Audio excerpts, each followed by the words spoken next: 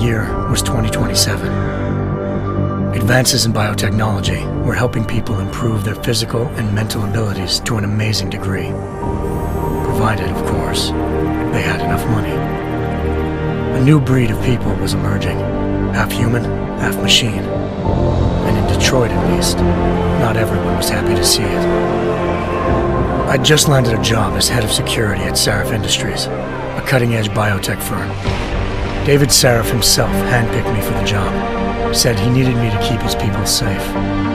My ex, Megan Reed, was one of them. Brilliant neuroscientist, Megan had found a way to make augmentation safe and affordable for everyone. All she had to do was present her research to Congress. But the night before her big meeting, my security measures failed. A team of Black Op mercenaries stormed into Sarif headquarters, massacring everyone in sight. 3 of the mercs were heavily augmented walking tanks. Their mission? Take out Megan and her team. I tried to stop them, but their leader tossed me through a plate glass wall. Last thing I heard as his bullets slammed into my brain was Megan's dying scream. I should have died with her. Only I didn't. High-end military-grade enhancements saved my life.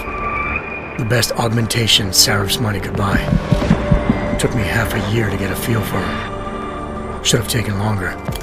But 6 months into my recovery, Sarif Industries was attacked again. This time, by a radical group of pro-human purists. Violent, militant, and fanatically opposed to human augmentation. They claimed to be members of Humanity Front, a non-profit organization that wanted the UN to limit biotechnology research. The thugs broke into Sarif's factory and found machinists working overtime on a top-secret military augment called the Typhoon. Sarif sent me to retrieve it, and when I did, I found one of the so-called purists next to it, wired with cerebral implants, trying to download its classified specs. Obviously, something more was going on. The AUG killed himself before I could question him. Sarif ordered me to dig deeper, so with the help of Frank Pritchard, Sarif's head of cybersecurity, I did. Turns out a second hacker had been controlling the AUG's actions from somewhere off-site.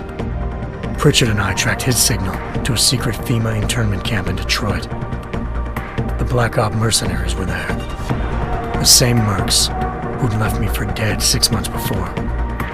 Figured they'd try again when they saw me. It wasn't so easy for them this time. I took out the tank named Barrett, even got him to give me a new lead. A penthouse apartment in China. Of course, we both knew it would be a trap in the end.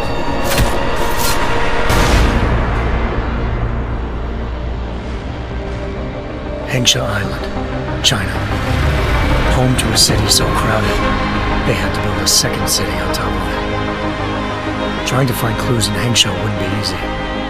Lucky for me, I wasn't alone. Farida Malik, Sarif Industries' ace pilot, had lived in Hengsha before. A good person to have on your side.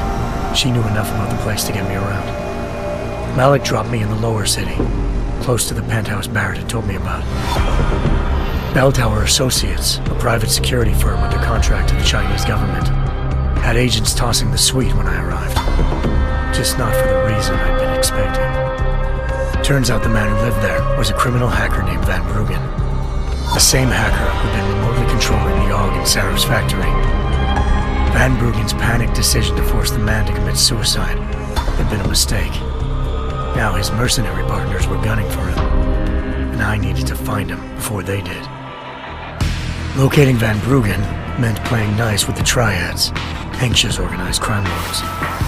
They had the hacker holed up inside a low-rent capsule hotel. By the time I found him, Van Bruggen had no qualms giving up the woman who hired him. Zhao Yunru, president of the Taiyang Medical Corporation. According to Van Bruggen, Zhao wanted to monopolize the augmentation industry and had hired Black Op mercenaries to destabilize her competition.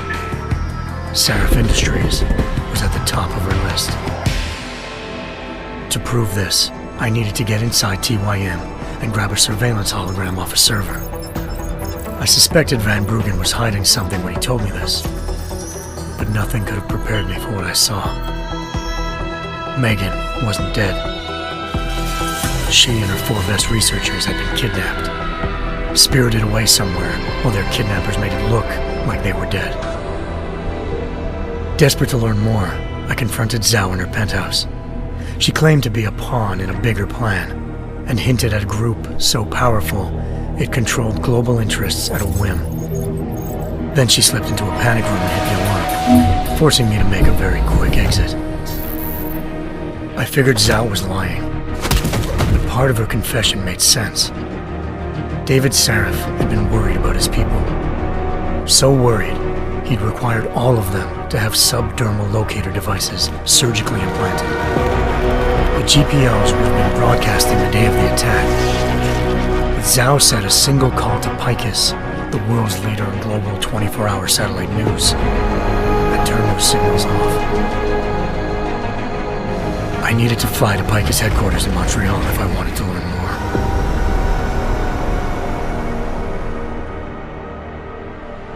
more. Eliza Cassan, Picus Communications' First Lady of News.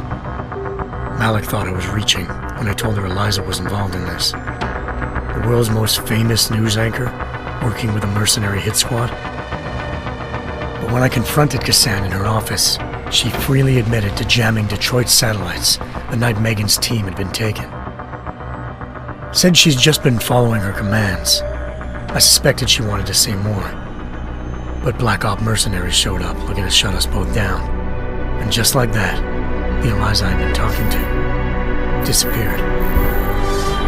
The Mercs were led by an augmented killer I crossed paths with twice before, Fedorova, a woman who'd made silence her best friend. She waited for me to track Eliza's transmission to a secret server room underneath the Picus complex, then jumped me from behind.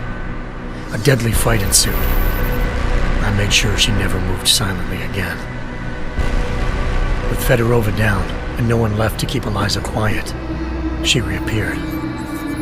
Turns out Picus's First Lady of News wasn't a lady at all. She was a sophisticated AI program, engineered to monitor data streams and control what people believed. Eliza told me the Mercs had brought in a Humanity Front doctor named Isaiah Sandoval to remove the scientist's implanted tracking devices while Detroit's satellites were down. She also told me to speak to David Sarif if I wanted to learn more. By the time Malik and I got back to Detroit, tensions between normal and augmented citizens had reached a flashpoint. Riots were breaking out in several cities, and the UN was being urged to intervene. Sarif was trying hard to convince Hugh Darrow, the inventor-turned-philanthropist who'd once been a leading proponent of enhancement technologies, to help stop a possible regulatory vote. Sarif had a lot riding on Darrow. Megan's discovery would have given millions of people the chance to evolve beyond their normal human abilities, and at the same time catapulted Sarif Industries to the top of the Fortune 500. According to Sarif, Megan's kidnappers knew this, and didn't want people evolving unless they controlled how it was done. He called his enemies Illuminati, and urged me to keep searching. Determined to do so, I tracked down Sandoval via America's most outspoken augmentation opponent, Bill Taggart, Sandoval's boss and founder of Humanity Front. Sandoval admitted to operating on Megan's team when I confronted him, but said he hadn't removed their GPLs. He'd merely switched them to a different frequency. Pritchard was able to trace one of the signals to China. Malik and I immediately took off in pursuit. Unfortunately, the Illuminati were one step ahead.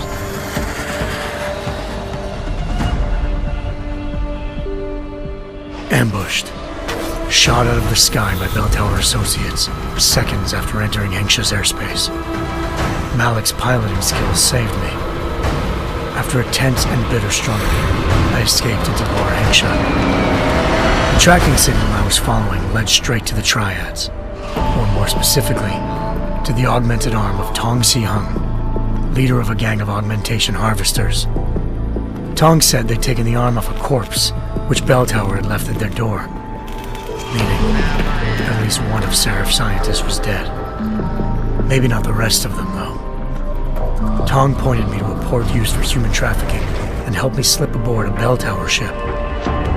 It was sailing to Rifleman Bank Station, a military base in the South China Sea. Bell Tower was holding kidnapped civilians as prisoners there, and using them to perfect the Hyron Project, a human-computer interface that left most of its test subjects dead. My search for Megan would have ended then, if not for a mysterious ally named Quinn. In exchange for my help exposing Bell Tower, he slipped me aboard a second ship headed to Singapore, and an Illuminati-run biotech facility called Omega Ranch.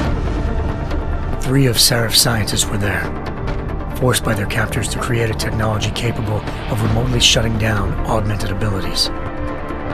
Thanks to an emergency recall notice issued by the World Health Organization, millions of people all over the world already had the biochip installed. With the help of the scientists, I tracked Megan to a private section of the ranch. There, I ran into Yaron Namir, the walking tank who'd put a bullet in my brain the first time we met. He'd teamed up with Zhao and was hoping to catch me off guard. Their little ambush didn't work. I found Megan in a suite belonging to Hugh Darrow, the billionaire philanthropist who'd Seraph had called on for help. Darrow had convinced her to go along with the biochip plan by promising to sabotage the tech. As she was explaining this, Darrow appeared in a global broadcast, telling the world that augmentations would be the death of mankind. Then he activated the biochips to prove his point. All over the world, augmented people flew into a killing frenzy. Darrow had betrayed everyone, and it was up to me to set things right. To do it, I had to reach Panchaea, a massive installation in the Arctic Ocean. As I raced through corridors built by an all-augmented workforce, I saw death and destruction firsthand. By the time I shut down Darrow's broadcast, I knew the damage he'd done. Still, humanity's future remained unclear. How would the world react to this sabotage? Would people ever regain their faith in augmentations again? What would be the Illuminati's next move? Only time will give us the answers.